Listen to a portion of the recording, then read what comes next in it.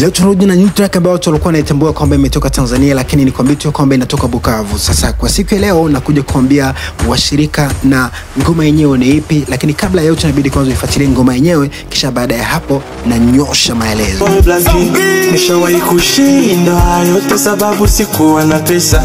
Nishawahi kumove on kwa vitu vingi sababu ya pesa. Nishawahi kuachwa na mpenzi niliyempenda sababu ya pesa. Hakuna kabingwa mapenzi, wanangu tutafute makazi. Tunaishi kitu kali, bro, dafe natoka mbali.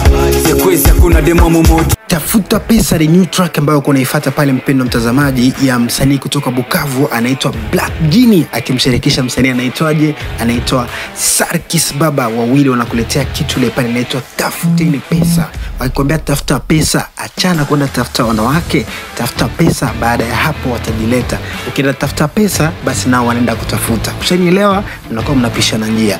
Ndio nyimbo yenyewe inakuwa inazungumzia kwa siku ya leo, lakini nyimbo ambayo wakati ilikuwa inatoka pale watu hakuna mtu ambaye alikuwa anaamini kama ni nyimbo kutoka Bukavu, sababu sauti kidogo jamaa anafanana na Mario kama utisikiliza pale kabisa.